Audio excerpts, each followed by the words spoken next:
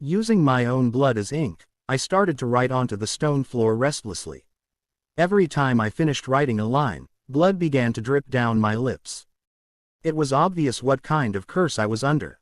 If I forced myself to reveal anything that would harm my master, my heart would automatically shatter, killing me in the aftermath. Don't betray the demons. It was only 4 words, but my entire life was bound to this oath. Where are they? The woman inquired in a serious tone. A lone woman stood in the torture chamber in the cellar of the Muram Alliance. Although she has fair skin and a slender physique, the sight of her hair looked shabby due to her repeated poor attempts of trying to tie it. Even then, that appearance made her seem noble. She seemed like an existence that would keep shining amidst a crumbling world.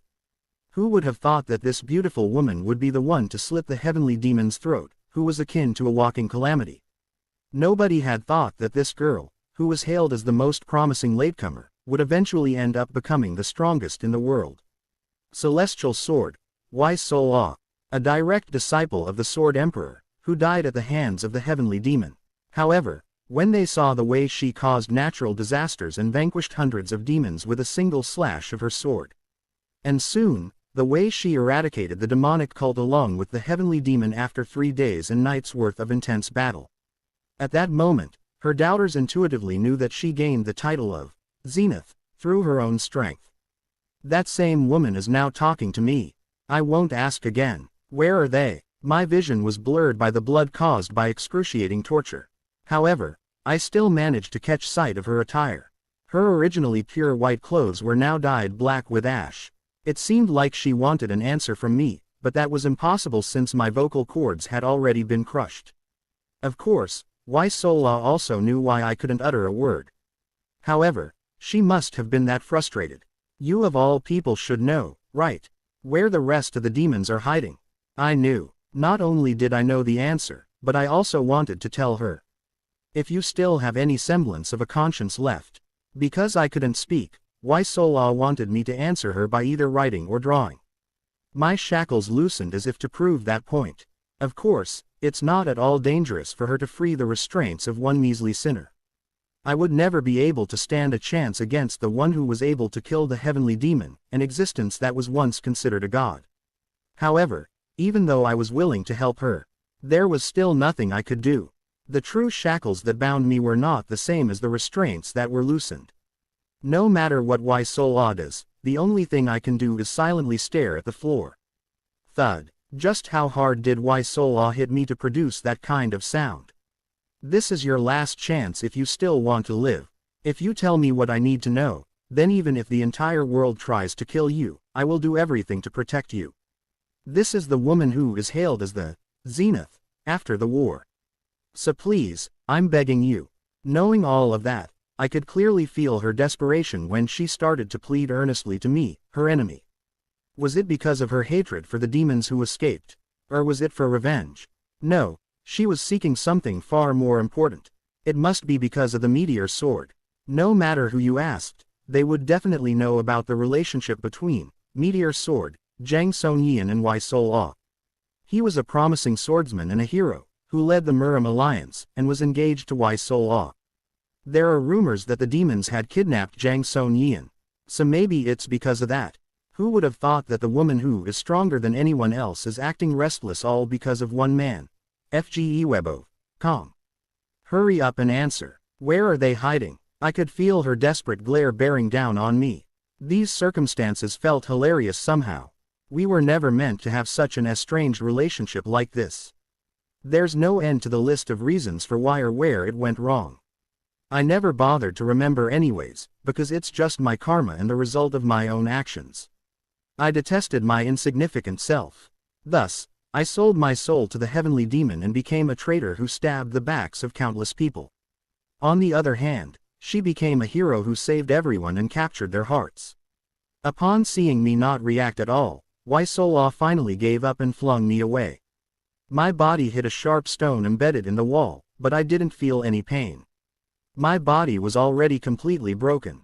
If I had known how awful you would turn out to be when we first met, I would have killed you the moment I saw you. My biggest regret. My ear could clearly pick up the sound of her hushed whispers. The moment I first saw her. What was she like back then? She was probably completely different from how she is right now. Or maybe I too didn't care enough to remember the past. Either way, I doubt that those times mean anything to her anymore. To me, those memories were one of my biggest regrets. A memory buried deeply underneath many regrets. A memory that now had turned into dust underneath the weight. But just why the hell did I choose to bury it that deep? Kriek. Just before Waisola was about to shut the door of the torture chamber and leave, she stopped when she saw me start to move. My majorly fractured bones creaked as I forced my head to turn towards her. Waisola's bright eyes quivered with expectation when she saw me start moving. Using my own blood as ink, I started to write onto the stone floor restlessly. Every time I finished writing a line, blood began to drip down my lips. It was obvious what kind of curse I was under. If I forced myself to reveal anything that would harm my master, my heart would automatically shatter, killing me in the aftermath. Don't betray the demons. It was only 4 words, but my entire life was bound to this oath. I had hoped that the death of the heavenly demon would cure this curse, but in the end, nothing had changed. I wonder why. Even though the curse had activated already, was it because of my will that my heart had lasted that long, or were the heavens giving me one last chance to redeem myself? Even if that were the case, I would still meet my end here. What's happening? It looked like Waisola, who started to approach me in a hurry, was trying to tell me something, but I couldn't hear her voice properly. So I decided to continue ignoring her. She also probably wanted me to go through with this, seeing how she never tried to stop me. If I were to tell anyone that I was never being forced to do this, would they believe me? Of course not. There are tons of excuses that I could use for my actions, but there's nobody here that would believe them. While ignoring the increasingly agonizing beating of my heart, I struggled to write down even a single letter. With every beat of my heart, blood trickled down my lips. Out of the corner of my eye, I could see Waisola reach out to me as if she had realized that something was wrong with me. Even then, there was nothing she could do to stop me. I should hurry up and finish writing the last letter. As if my heart was waiting for me to finish, it had finally shattered into pieces. On the floor, I had written the details regarding the current hiding spot of the remaining demons.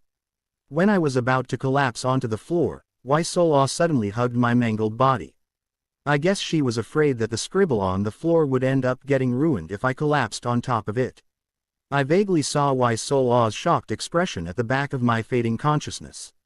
However, I couldn't properly register that visage as my dying body soon turned cold, causing my vision to finally fade to black. What a mess. Why did I live my life in such a way? Whatever the reason may be, it didn't matter now. The reasons were never important anyways. Gu Yangqian from Unified Shaanxi clan. I lived as an orthodox faction martial artist for a while before eventually joining the demons. After the demonic cult was eradicated, I was captured and tortured for intel regarding the hiding spot of the surviving demons. I think that a simple description like that would suit a life like mine just fine. A life that no one ever cared about. Even though I thought that life was already over. Want a potato? What's going on? What's happening? For some reason, I suddenly found myself in the middle of a bustling marketplace. It had to have been at least 10 years. Could this be a dream? I should have died when my heart shattered. If that's the case, then why is this happening now? Am I experiencing a short-lived illusion after dying? Did I miss my peaceful past to that extent? I did live quite a depressing life, so maybe I ended up longing for a more ordinary one. What a joke. My eyes widened when the realization that I could speak dawned upon me. However, that should have been impossible as my throat had suffered a severe wound years ago, rendering me mute. Even as shocking as that discovery was, there was something else that caught me off guard. When I spoke, what came out was an unfamiliar voice that was both thin and high-pitched. It was as if my voice had regressed back to when I was a young boy. After this realization sunk in, I noticed that my hands were clear and free of any of the scars that I remember. There was no way that these tiny hands belonged to my adult body. I happened to stumble across a random kid. This kid that I had only just met greeted me happily, only for the fact that we appeared to be the same age. She then reached into an enormous basket she was carrying that seemed to be bigger than her head and handed me a warm potato, though I have no idea where that potato came from. Want a potato? That same situation happened just now. Huh, I heard her say something while I was lost in my thoughts. It was such a shocking situation that I forgot what to say. What did I say to her back then? How dare you hand me such a thing? It was probably something like that. I could have also replied with something worse. Why did I have to answer her so rudely? Whether it was because of her dirty clothes or the potatoes she carried, I didn't know for sure. Back then, I was just an immature and ignorant brat. I didn't need any other excuse.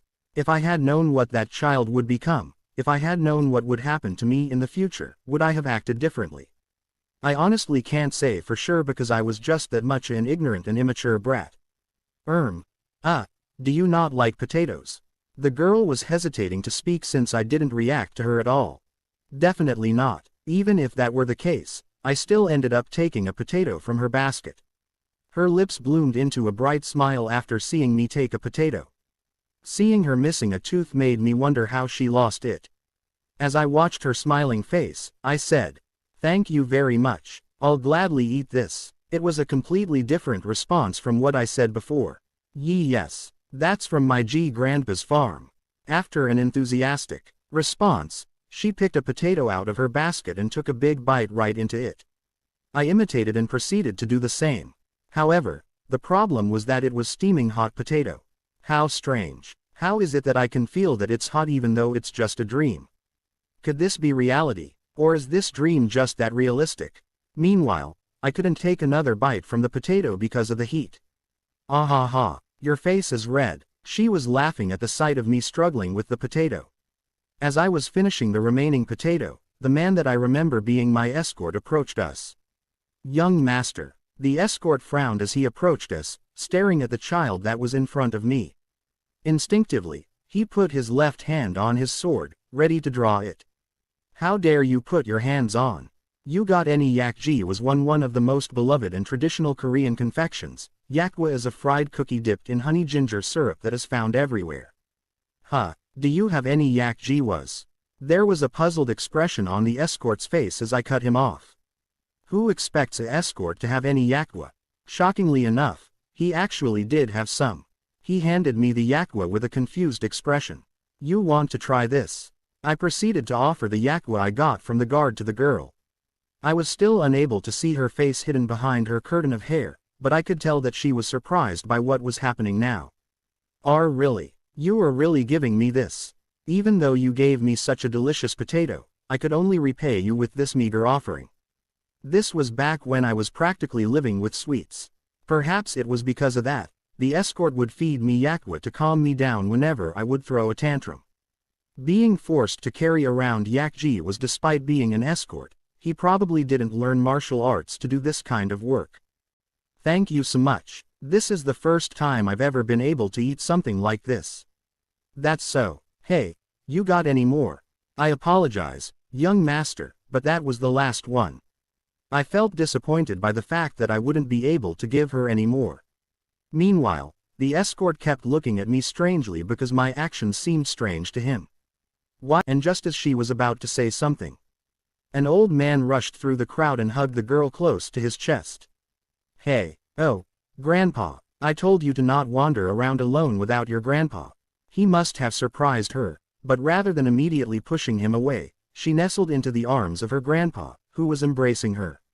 Then she smiled at her grandpa, who was about to start yelling at her. I'm fine. The potatoes are fine too. She proudly showed her grandpa the basket that was still full of potatoes. Ignoring the fact that the potatoes were somehow still steaming, the old man hugging the girl started to look at me with a quivering gaze. It was as if he was scared of how I would react. My neat clothing that didn't match the surrounding or the possibility that the girl had offended me might have caused his reaction. The old man spoke with a trembling voice. My little girl doesn't know much about the world yet. I wonder if my little girl did anything to offend you, young master. I was already aware that he was pretending to be a pitiful and sorrowful old man. This man was one of the heavenly venerables towering over countless martial artists. Not even the leader of the Murim Alliance could mistreat him. Oh, there's no problem at all, senior. I was rather hungry when this girl graciously gave me one of her delicious potatoes to eat, which I appreciated very much. The old man gave me a somewhat shocked stare, probably because of my formal tone despite being a child. I wondered if I overdid it a bit, but since it was merely a dream I thought it wouldn't matter that much anyways. The only thing I could repay her with was a small yakwa, so instead I should be the one apologizing instead. The old man continued to stare at me in silence. Unlike before, he's now looking at me more seriously. Did I say something wrong? A momentary stillness lingered between me and the old man amidst the noisy crowd of people. The potato was really good. I lightly waved my hand while the girl responded with a wide grin as she waved both her hands. The old man repeatedly apologized for what had happened, but that only scared me as I already knew his true identity. The apologetic old man then embraced the little girl and vanished into the crowd. I was scared to death. The old man's name is Hyogen. He was the first man to unite this crumbling world. The man who saved the world from getting devoured by the Black Dragon, as he stabbed his sword into its heart and engraved the symbol of justice. He was a man that once sat as the leader of the Muram Alliance for the past few decades who struck fear into the hearts of those who dare challenge him. Finally, the other title that he commonly went by was the Sword Emperor. He had disappeared as soon as he had passed over the leadership to the successor. That was why I couldn't fathom the reasons why he was raising a child while acting in such a pitiful manner. In the first place, no one would have suspected that this pitiful old man was one of the 3 most revered men in the world in the first place. After continuing to stare at the place where the old man disappeared for a while, I also turned around, along with my escort. The issue of whether he was the Sword Emperor or not didn't matter. All I could think of was the little girl that waved to me while being held in the arms of the old man. The girl that handed me a potato with a big smile on her face, the girl that was so happy as if she owned the world after simply getting a mere yakwa. All of that seemed to be the opposite of the woman who had severed the neck of the heavenly demon with cold eyes. Celestial Sword Y Sol Ah. That little girl was none other than the Celestial Sword herself. I didn't know for sure, but I hoped it would be like that. Yes, let's return. I had a bitter smile upon hearing my escort's response. He probably thought that I meant I was going to head back home. Instead, I couldn't even remember the directions to get home. That aside, why am I still not waking up? I'm already done with my work here, so aren't I supposed to wake up from this dream? One of them approached me and started talking to me. I certainly did not expect you to be here. But that was far in the future. After seeing her for the first time in so long, I said, "It's mandatory for me to be here." The MANHWA. Gu Yonseo scoffed at my response. "And you, all this time, didn't bother to come out while knowing this?" And replied to my words with a cold tone. She was right. I would always run away, even though it was mandatory for me to come here as a blood relative of the clan. I wonder why I did that too. What? I admit I was wrong. I'll apologize to the lord of the clan later. After hearing what I said, Gu Yonseo had a puzzled expression. Not long after, however, Gu Yonseo says to me, "I don't know what kind of act you are trying to pull off, but if you are trying to mess with others, I would like you to stop at this instant because I'm about to get really mad." She turned her head away after what she said. Sigh. This isn't going to be easy. I wanted to speak with her more, but it couldn't be helped right now. The lord of the clan is arriving. After hearing the servant's words, I turn to the front gate and see a carriage coming towards it from a distance. The red horse pulling the carriage, seeming at first glance to be at least twice as big as normal horses, runs non-stop towards the gate. It reached the gate rather quickly, particularly considering how far away it was when I'd first laid eyes on it. As the red horse comes to a stop, a person comes down from the carriage. A middle-aged man with a long scar across half his face, draped in the red that symbolized the clan of Gu. Many people did not dare to raise their heads to the man with sharp red eyes. Father. He was the lord of Shaanxi and the head of the Gu clan, my father, Gu Qialan. The man known to be among the few top experts still alive among the countless people of Muram Alliance was standing here. My father looked around, his gaze momentarily stopping when it reached me. I stared back at him, not avoiding his gaze. Those sharp eyes of his, I remember how scary they were to me during my younger years. After a short while, my father shifted his gaze from mine and continued to go through everyone currently present. That was all there was to it. To be honest, His action wasn't surprising. My father was always like that. My lord, I'm glad you returned without any problems. General, yes, my lord. Are there any swordsmen on standby? The first team has just returned and is currently resting. The fourth team is currently on standby. Then tell the chief of the fourth team to come to me before the night passes. Yes, sir. Congratulations on your return, my lord.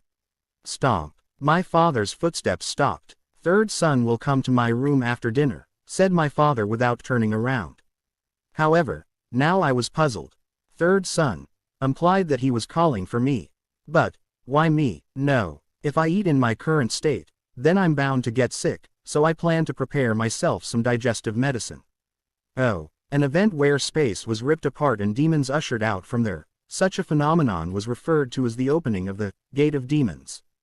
Demonkind, cruel, brutal, and unforgiving to anyone and anything, the most dreaded enemy of humans. How terrifying would it be to unleash such fierce and brutal monsters, who were far more superior than regular beasts, upon the world, en masse. Freewenovel. Co. When the first Gate of Demons was discovered, it felt like the beginning of the end. A disaster of similar magnitude had never been registered before. In fact, nothing in the past even came close to it. Fortunately, it was discovered shortly after that the demons were weak against martial artists. And with this discovery, a legion of martial artists united and combined their strengths with the sole aim of stopping the disaster that the advent of demons had proven to be. While he'd have liked to see it hosted as a small ceremony, it was a gathering of all of the blood relatives currently in the district, and so, in all honesty, it could hardly be called a small ceremony. The one to break the silence was Gu Qialan, the head himself. I heard about the achievement. He blurted out randomly, and well, those words most certainly weren't directed at me. That left only one name in the air. Yes, I've reached the third rank thanks to slight enlightenment. Gu Yanseo responded with a smile on her face, completely opposite from how she'd looked at me earlier. You are progressing fast for your age, it's nice to see. Keep it up. Thank you, father. Mine and Gu Yanseo's eyes met while she was turning around. The bright smile she had on her face was gone like it had never been there in the first place, and in its place emerged a frown. It's like she's looking at a bug. Gu Yanseo was now 15 years of age, and to reach a level that high at such a young age was quite impressive. Third child, and as such, I couldn't eat. Sigh. Yes, I put the dumpling back where it was. Unlike the way he complimented Gu Yanseo, he simply stared at me. Was this just a coincidence? I heard that you were out. Pardon, out. Is he saying that I went out before his return? Gu Qialan stared at me, seemingly waiting for a response, while I struggled to infer the meaning of his words, and an appropriate response that I could give. Yes, I went out for a little while. I gave him a response that, I hoped, wouldn't cause any trouble. The only thing that would cause a problem was if I met Wai Sol, but that was my problem. Gu Qialan didn't say anything after. It seemed like he wanted to say something, but I didn't pry anymore. Right as I finished preparing mentally, young master, the Lord left me a message for you, saying, you don't need to come to my room. The servant left immediately after delivering the message, and I was left alone at the dinner table, a stupid and puzzled look on my face as I stared at the dumplings. And because of that, the first thing I thought of after the family gathering was, can I kill the heavenly demon? It was an indescribably absurd desire to have. How dare I think of such a thing, killing one of the 3 strongest existences in the world?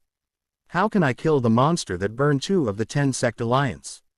Those would probably be the questions on the lips of anyone who heard my thoughts. It was a futile thought, in all honesty. The heavenly demon will be slain by the celestial sword, Wai Sol, and all the demons will perish soon after.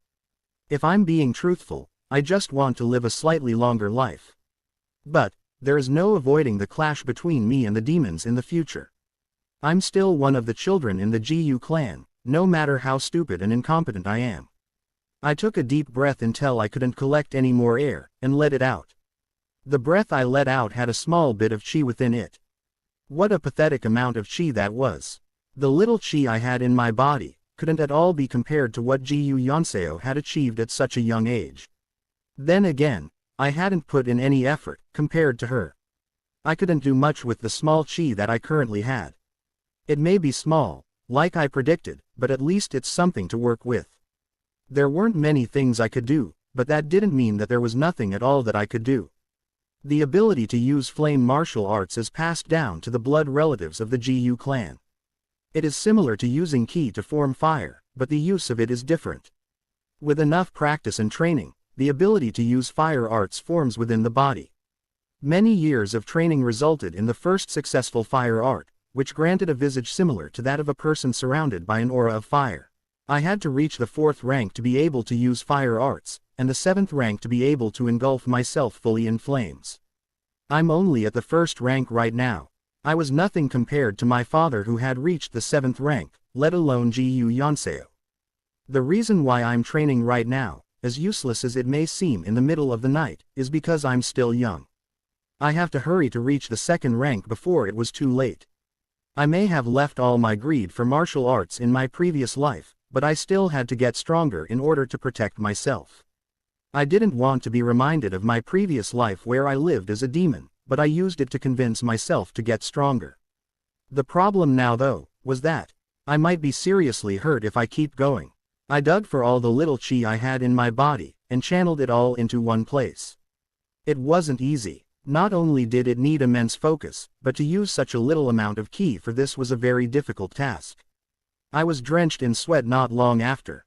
It was impressive to achieve even this much with the pitiful amount of chi that I had in my body, but to do more with it would be tantamount to me placing myself in serious danger. Phew. I let out a breath shortly after. I had a smile on my face after, feeling a bit satisfied with what I'd just achieved. I was a bit disappointed that I couldn't do more, but it was a start. Not bad. My body heating up was telling me that I was improving. It was proof that I had just reached the 2nd rank in the flame arts. It was thanks to my lack of training that made it so that more chi was spread throughout my body than I had previously thought. Although I don't actually know if it's right to thank my lack of training. It may have been a few hours since I'd started my training, but reaching 2nd rank made me feel refreshed. This isn't a bad way to start, I thought to myself. Let's just keep this up. One step at a time. However, not too slowly. I'll persevere and break through whatever obstacle is in front of me. Only because I don't want to relive a horrible life again like in my previous life, only because of that. Let's not do anything that will cause me more problems in the future and just do the bare minimum. One day in my previous life, I woke up in a particularly troublesome mood and did something bad.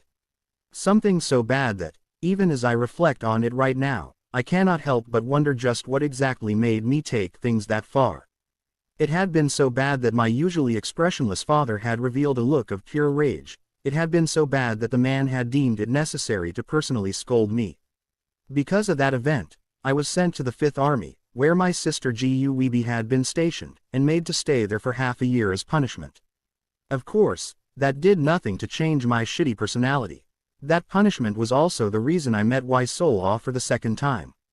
Then again, it was probably, no, that meeting was definitely not a good event for her. The point of this long recollection was that I should avoid Waisola for at least another half year. So, why is Waisola currently in front of me, at my place? The first thing I saw after opening my door was the face of someone I shouldn't encounter until at least half a year had passed, so, my astonished expression was justifiable. This is a dream, it has to be a dream. I did sleep late last night. I was starting to see things because of my fatigue. This is why people need to get proper rest. I sighed and shook my head. Just as I turned around and started to lock the door, however, I felt a tug on my clothes. Looking down, I saw small hands gripping the hem of my top, and tracing the hand upwards with my gaze, led me back to the face of Waisola. This isn't a dream. As a mix of confusion and realization began to set in, I noticed that she seemed to want to say something. Someone appeared at this juncture, and with swift and fluid movement, smacked the hands holding onto my shirt.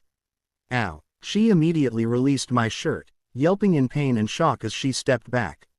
My eyes, however, widened involuntarily as I realized the identity of the individual who'd just appeared before me. Waisola's appearance was already one thing, but the Sword Emperor Hyogen was here as well. Bloody hell. I involuntarily cursed out in my mind, and a second later, began thanking all the gods that the curse remained in my mind and didn't slip past my lips. If it had, I would probably have died of a heart attack right there and then. Hyogen, an angry look evident on his face, started to berate Sol. Why you little brat? How did I tell you to act in front of the young master? No, young master. Apologize immediately. I'm sorry, Grandpa. Apologize to the young master, brat. Sorry, young master. Gu Yonseo scoffed at my response. And you, all this time, didn't bother to come out while knowing this. And replied to my words with a cold tone. She was right. I would always run away, even though it was mandatory